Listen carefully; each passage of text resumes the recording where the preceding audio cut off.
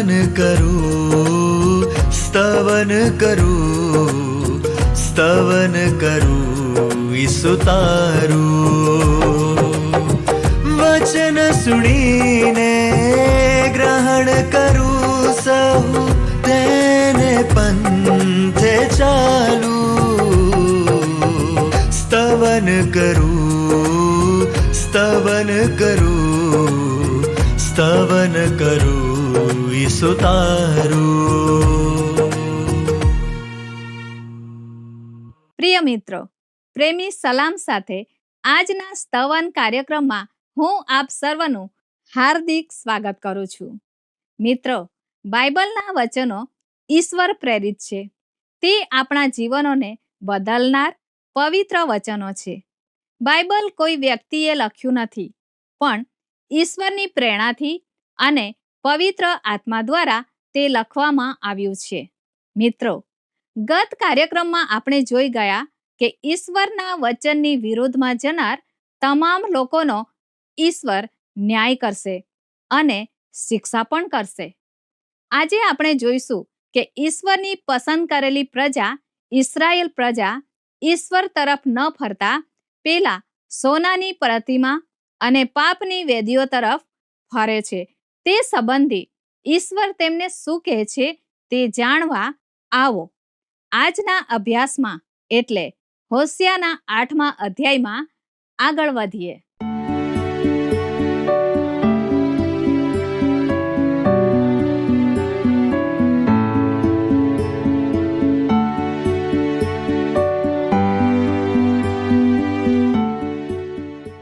મારા વાલા ભાઈઓ, બહેનો અને વડીલો, આ કાર્યક્રમ સ્તવનમાં આપ સર્વનો આવકાર કરતા હું આનંદની લાગણી અનુભવું છું. મને આશા છે કે આ અભ્યાસ દ્વારા આપને આત્મિક લાભ અને ઉત્તેજન પ્રાપ્ત થઈ રહ્યું હશે.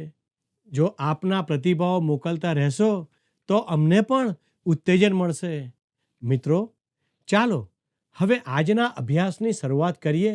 જો મિત્રો તમારી પાસે પવિત્ર ગ્રંથ બાઇબલ હોય તો તમે પવિત્ર ગ્રંથ બાઇબલમાં હોશિયા પ્રબોધકનું પુસ્તક તેનો 8મો અધ્યાય ખુલ્લો રાખશો. વાલા મિત્રો, આજનો વિષય છે ઇઝરાયેલ સોનાની પ્રતિમા અને પાપની વેદીઓ તરફ ફરે છે. મિત્રો, તે સમયે સર્વ પ્રબોધકો પાસે ભવિષ્ય માટે સંદેશો હતો, જે આપણને પણ લાગુ પડે છે. મિત્રો, હોશિયા અને યર્મિયા પ્રબોધકની ભવિષ્યવાણીઓ બીજા સર્વ પ્રબોધકોની વાતો કરતા આપણને વધુ લાગુ પડે છે. આ સર્વ પ્રબોધકો આ પ્રજાના પતન સમયે જ પ્રબોધ કરતા હતા. આ પ્રબોધક પાસેથી દરેક પ્રજાએ સંદેશો મેળવવાનો છે. મિત્રો, જેમ ઇઝરાયેલ માટે બન્યું તેમ આપણી પ્રજાઓ માટે પણ ઈશ્વરનો ન્યાય ટાળી ન શકાય કે રોકી ન શકાય એવું બની શકે છે.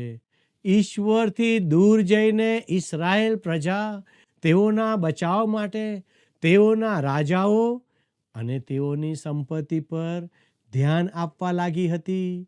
મિત્રો, ચાલો આપણે 8મા અધ્યાયની 1 થી 4 કલમ વાંચીએ. ત્યાં આ પ્રમાણે લખ્યું છે, હોશિયા પ્રબોધકનું પુસ્તક તેનો 8મો અધ્યાય 1 થી 4 કલમ. રણશીંગડું તારા મુખમાં મૂક, યહોવાના લોકની સામે ગરુડની પેઠે તે આવે છે, કેમ કે તેઓએ મારો કરાર તોડ્યો છે ને મારા નિયમનું ઉલ્લંઘન કર્યું છે. તેઓ મને હાંક મારીને કહેશે કે, હે ઇસ્રાયેલના દેવ, અમે તને ઓળખીએ છીએ, પણ જે સારું છે તેનો ઇસ્રાયેલે ત્યાગ કર્યો છે. શત્રુ તેની પાછળ પડશે. તેઓએ રાજાઓ સ્થાપ્યા છે, પણ મારી સંમતિથી નહીં. તેઓએ સરદારો ઠરાવ્યા છે, પણ હું તે જાણતો નહોતો. પોતાનો નાશ કરવાને માટે તેઓએ પોતાના સોના રૂપાની પ્રતિમાઓ બનાવી છે. વહાલા મિત્રો, ઈશ્વર કહે છે, તેઓએ મારો કરાર તોડ્યો છે ને મારા નિયમનું ઉલ્લંઘન કર્યું છે. તેઓ શા માટે બંદીવાસમાં જશે? તેનું કારણ ઈશ્વર જણાવે છે. અગાઉ તેમણે તેઓના પાપ જણાવ્યા અને તેઓએ તોડેલી આજ્ઞા વિશે જણાવ્યું, પણ તેઓના પાપને પરિણામે ઈશ્વરે તેમની સાથે જે કરાર કર્યો હતો તે પણ તૂટી ગયો હતો. ઈશ્વરે ઇબ્રાહિમ સાથે જે કરાર કર્યો હતો તે તેમને પણ લાગુ પડતો હતો. ઈશ્વરે મૂસા સાથે જે કરાર કર્યો હતો તે પણ તેમને લાગુ પડતો હતો. ખાસ કરીને આ કરારમાં વચનનો દેશ અને તેમાંના આશીર્વાદો સંકળાયેલા હતા. પણ જો તેઓ ઈશ્વરની સેવા ન કરે તો તે તેમને આ દેશમાંથી કાઢી મૂકશે. તે પછી ઈશ્વરે દાઉદ સાથે પણ કરાર કર્યો હતો. હવે આ પ્રજાએ ઈશ્વરના સર્વ કરાર તોડ્યા હતા, પણ ઈશ્વરે કદી કરાર તોડ્યો ન હતો. ઈશ્વરે ઇબ્રાહિમ અને દાઉદ સાથે જે કરાર કર્યો હતો તે બંને બિનશરતીય હતા, જ્યારે મૂસા સાથેનો કરાર શરતીય કરાર હતો. લોકો કરાર ભંગ કરી શકતા હતા અને જ્યારે તેઓએ તેમ કર્યું ત્યારે ઈશ્વરે તેમનો ન્યાય કરીને શિક્ષા કરી. તેઓને દેશની બહાર મોકલી દેવામાં આવ્યા, પણ તેથી ઈશ્વર તેમને કાયમ માટે તે દેશ આપશે તે હકીકતમાં કદી ફેરફાર થયો નહીં. તેનો સરળ ઉપાય એ થાય છે કે તે પેઢીને દેશ નિકાલ કરાય, પણ હવે બીજી પેઢીને પાછી તેમાં લવાશે.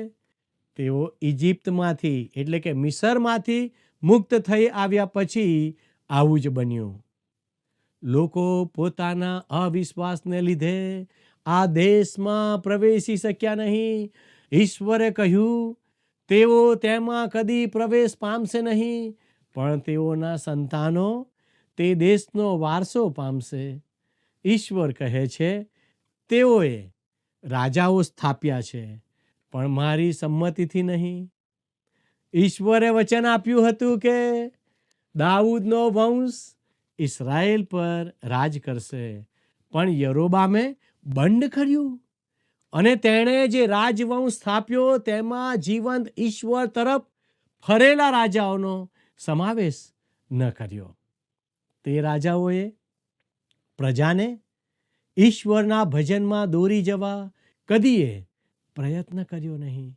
તેને બદલે તે સર્વએ પ્રતિમાની ભક્તિ કરી.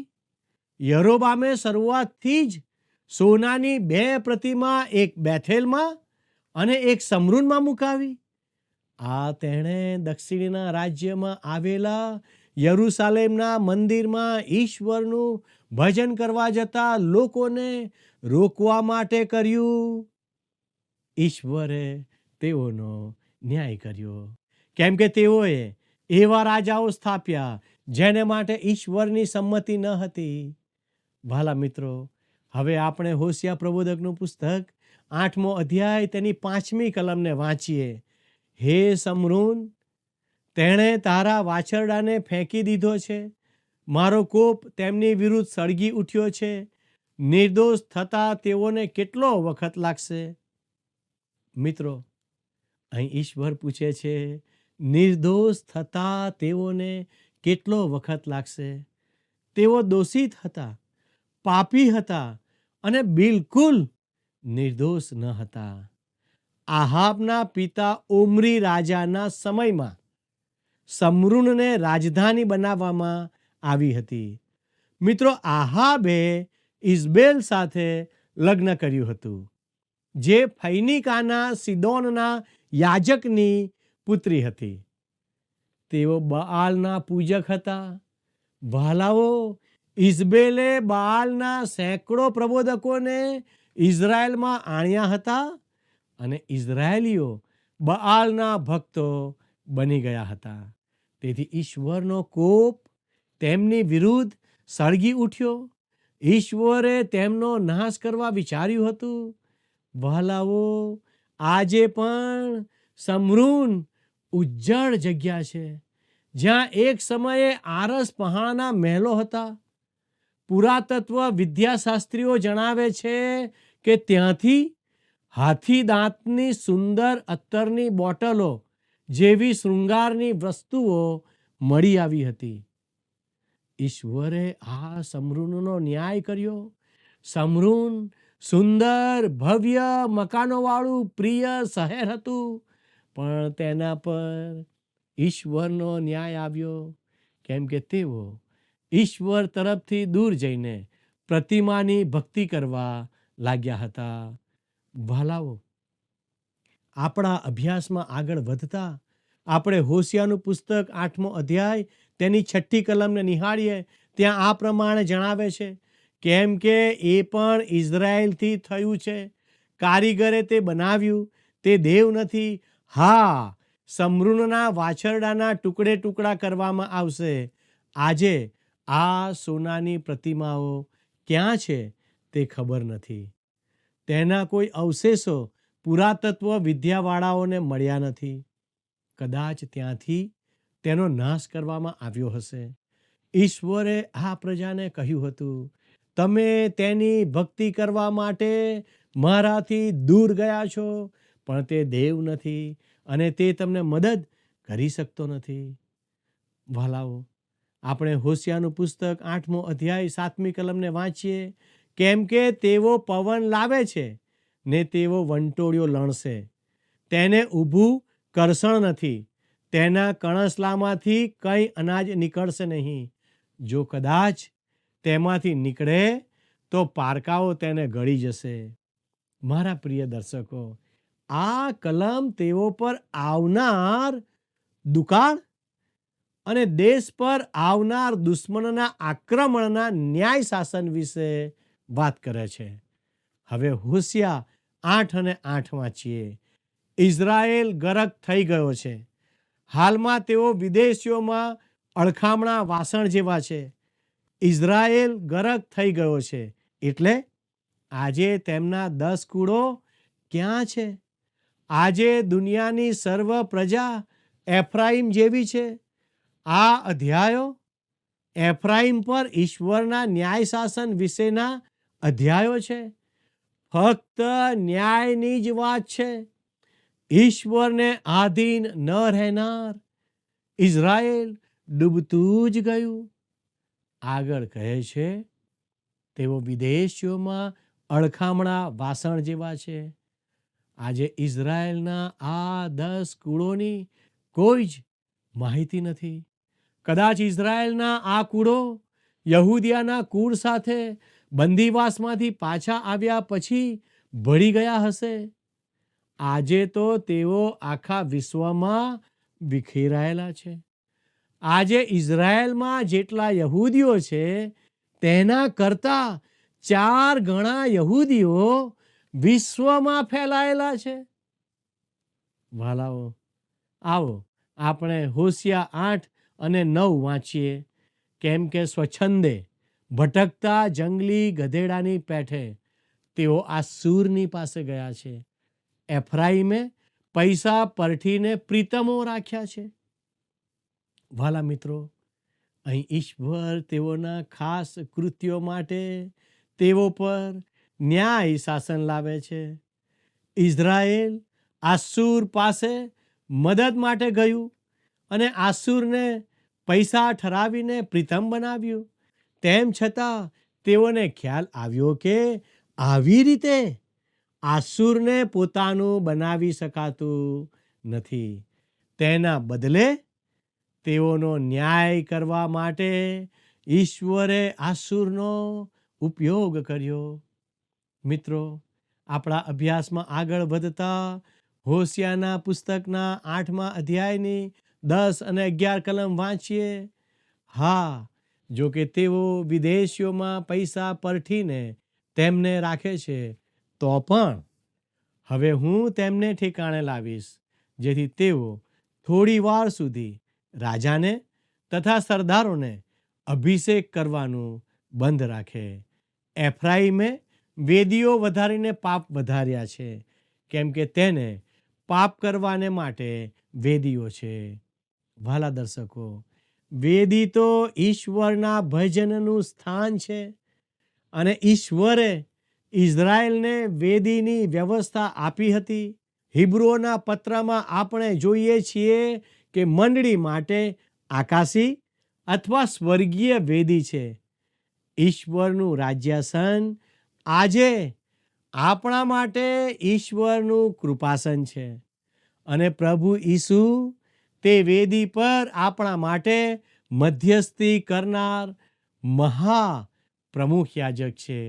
વેદી તો ભજન અને અર્પણનું સ્થાન હોવું જોઈએ, પણ અહીં ઈશ્વર કહે છે એફ્રાઈમે વેદીઓ વધારીને પાપ વધાર્યા છે, કેમ કે તેને પાપ કરવાને માટે વેદીઓ છે. ઇઝરાયેલ પ્રજા પ્રતિમાની ભક્તિ કરવા માટે ધર્મ તરફ વળી હતી, પણ તેનાથી તેમને કોઈ મદદ મળી નહીં અને તે તેમના માટે ન્યાય શાસન લાવ્યું.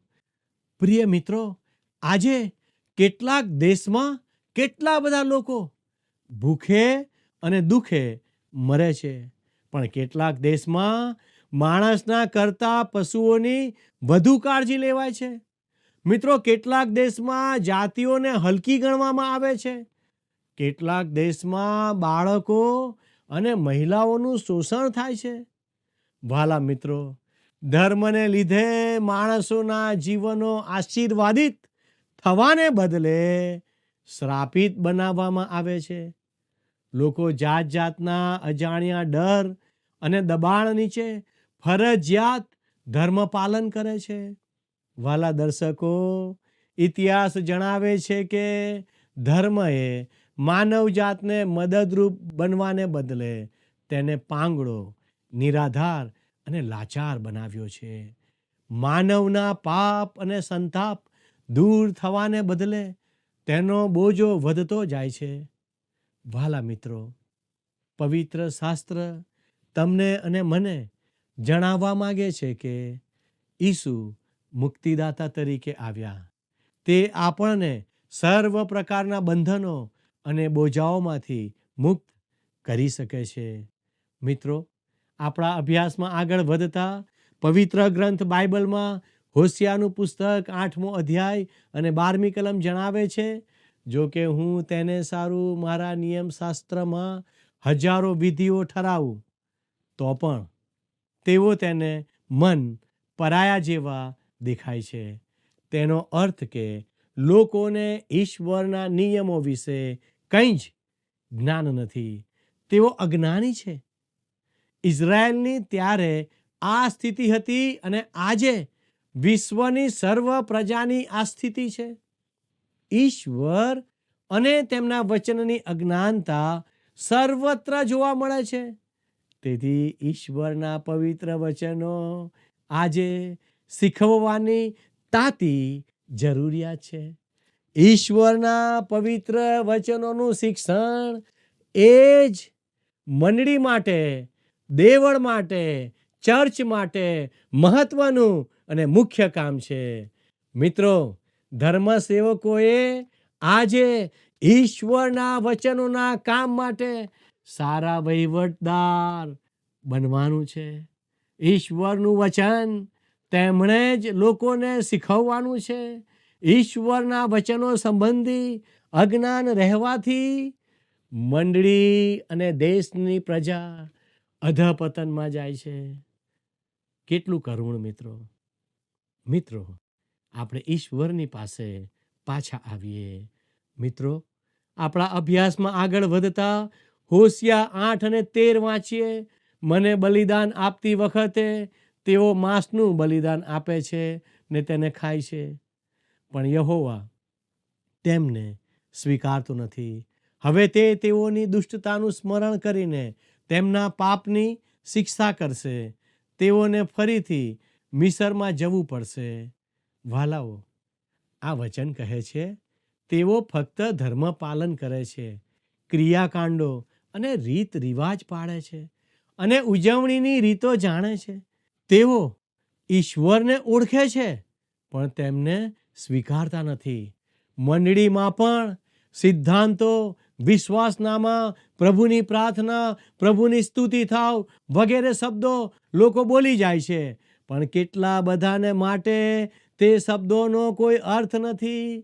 આવા ખાલી શબ્દો બોલનારા એટલે કે પ્રભુ પ્રભુ કરનારા ઈશ્વરને સ્વીકાર્ય નથી.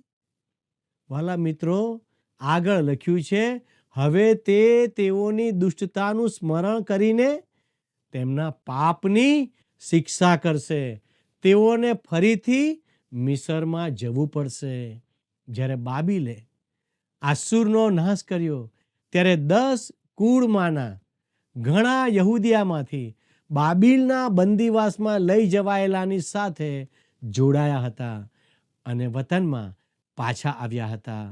યર્મિયાના પુસ્તકમાંથી જણાય આવે છે કે બાબીલના બંદીવાસ સમયે ઘણા લોકો મિસર જતા રહ્યા હતા. વાલા મિત્રો, હોશિયા પ્રબોધક અહીં વાત કરે છે, પણ ઘણા બાઇબલના ખુલાસા કરનારા તેવું સ્વીકારતા નથી. મિત્રો, હવે આપણે હોશિયા 8 અને 14 વાંચીએ. કેમ કે ઇઝરાયેલ લોકો પોતાના ઉત્પન્ન કરતાને ભૂલી ગયા છે ને તેઓએ મહેલો બાંધ્યા છે.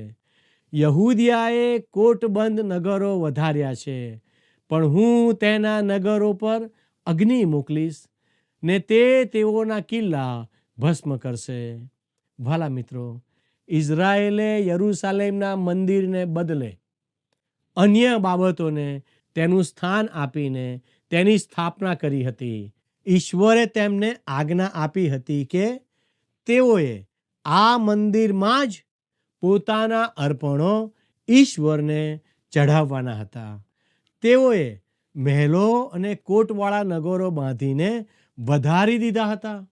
યહૂદિયાએ જે પાપ કર્યું તેને લીધે ઈશ્વર તેને પાછળથી શિક્ષા કરશે, પણ તે પહેલા ઈશ્વર ઇઝરાયેલમાંના ઉચ્ચ સ્થાનો અને દેવદેવીઓના સ્થાનોનો નાશ કરશે. આ ખૂબ જ રસિક છે કે ઇઝરાયેલનો ઉત્તર ભાગ દેશના અન્ય વિભાગો કરતાં વધુ ઉજ્જડ જણાતો હતો. નીચે નેગેવ પ્રદેશમાં વરસાદ હોતો નથી અને તેથી ઉજ્જડ હોઈ શકે, પણ ઉત્તરમાં, ખાસ કરીને એસ્ડ્રાએલોન ખીણમાં, જેને વિશ્વની સૌથી ધનાઢ્ય ખીણ કહેવાય છે, ત્યાં જે ઉજ્જડતા છે તેની આપણને અપેક્ષા ન હોય. તેમ છતાં સર્વ સ્થળે આજ સુધી તેમના પર આવેલા ઈશ્વરના ન્યાયની સાબિતી આપણને જોવા મળે છે. મારા મિત્રો, શું આપણે ખરા હૃદયથી ઈશ્વર પર વિશ્વાસ કરીએ છીએ કે ઈશ્વરનું સ્થાન આજે આપણા જીવનમાં બીજી કોઈ બાબતોએ લીધું છે? આ સંબંધી આપણે પણ વિચાર કરીએ. આવો પ્રાર્થના કરીએ. વાલા પ્રભુજી, તમે અમને મદદ કરો કે અમે અમારા જીવનમાં તમને કેન્દ્ર સ્થાને રાખીએ. પ્રભુ, અમે અમારા જીવનમાં તમને સર્વોચ્ચ સ્થાને રાખીએ. પ્રભુ, તમે અમને મદદ કરો. તમે અમને નમ્ર બનાવો. અમારી સાથે ને પાસે રહો. પ્રભુ, તમે મને નમ્ર બનાવો. તમે મારા લોકને નમ્ર બનાવો. પ્રભુ, અમે તમારા હાથોમાં સોંપાતા અમારી આ પ્રાર્થના ઈસુના નામમાં માગીએ છીએ. આમેન. વાલા દર્શક મિત્રો, ઈશ્વર આજનો આશીર્વાદ આપ સર્વને આપો અને ઈશ્વર આજે આપની સંગાથે રહો. એ જ પ્રાર્થના સાથે હું આપની વિદાય લઉં છું. આમેન.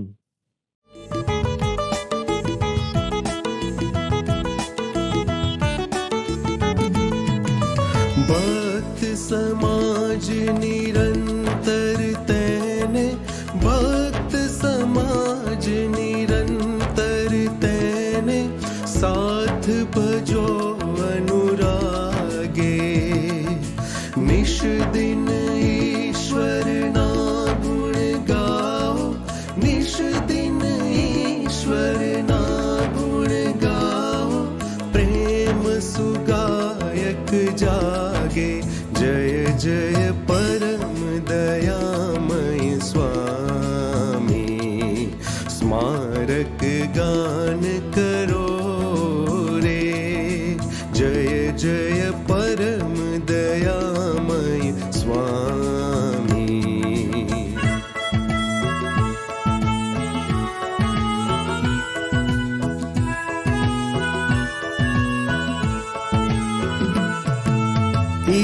ईश्वर कृत तन जीव अमारा, ईश्वर कृत तन जीव अमारा, अद्भुत कार्य अनुपा।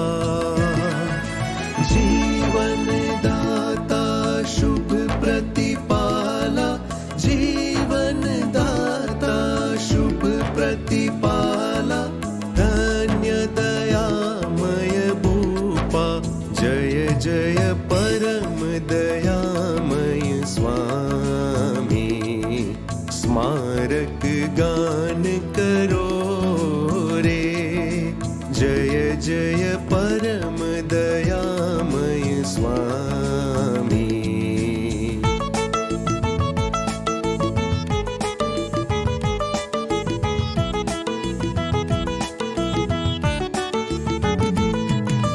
सहु जग जोग करे।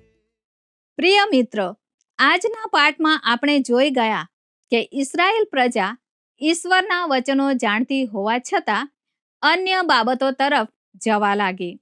તેથી ઈશ્વરે તેમનો ન્યાય કરીને તેઓને બંદીવાસમાં મોકલ્યા, કારણ તેમણે ઈશ્વરના કરારો પાળ્યા નહીં.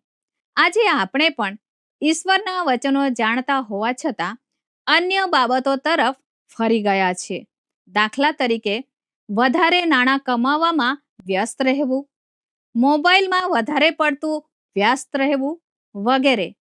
આ બધી બાબતો આપણા કુટુંબને અને સમાજને પતન તરફ દોરી જાય છે. પણ આપણે તો દુનિયાવી બાબતોમાં એટલા બધા ઊંડા ઉતરી ગયા છીએ કે બાઇબલ વાંચવાનો કે સમજવાનો સમય જ રહ્યો નથી. મિત્રો, જેવી હાલત ઇસ્રાયેલ પ્રજાની થઈ તેવી જ હાલત આપણી પણ થઈ શકે છે. જો આપણે ઈશ્વરના વચનો સમજ્યા હોવા છતાં જાણી જોઈને તે પાળતા નથી તો આપણી પર ન્યાય શાસન અને શિક્ષા આવી શકે છે. તેનાથી બચવા હજુ પણ સમય છે. ઈશ્વરના વચનો વાંચો, સમજો, સ્વીકારો, જીવનમાં ઉતારો, તમારા પાપનો પસ્તાવો કરો, માફી માંગો અને પ્રભુના વચનોએ તમારા જીવનમાં કેવું કાર્ય કર્યું તે બીજાને જણાવો. ઈશ્વરના માટે સાક્ષી બનો અને જે ઈશ્વરને ગમે છે તે કરવાનું શરૂ કરો. પ્રિય મિત્રો, જો અમારા આજના પ્રસારણથી આપને કોઈ નવી બાબત શીખવા મળી છે તો અમને જરૂરથી જણાવશો. અમારો સંપર્ક નંબર છે 94 29 37 56 10 9429375610. મિત્રો, આજનો પ્રશ્ન છે, ઇસ્રાયેલમાં બાલના સેંકડો પ્રબોધકો કોણ લાવ્યું? એ યરોબામ, બી ઇઝેબેલ, સી આહાબ, ડી યર્મિયા. મિત્રો, ગત પ્રશ્નનો જવાબ છે બી સમરૂન. મિત્રો, આજના પ્રશ્નનો જવાબ અમારા સંપર્ક નંબર ઉપર જરૂરથી મોકલી આપશો. આભાર. શું તમને આ કાર્યક્રમ ગમ્યો? અત્યારે જ અમને મિસ કોલ કરો.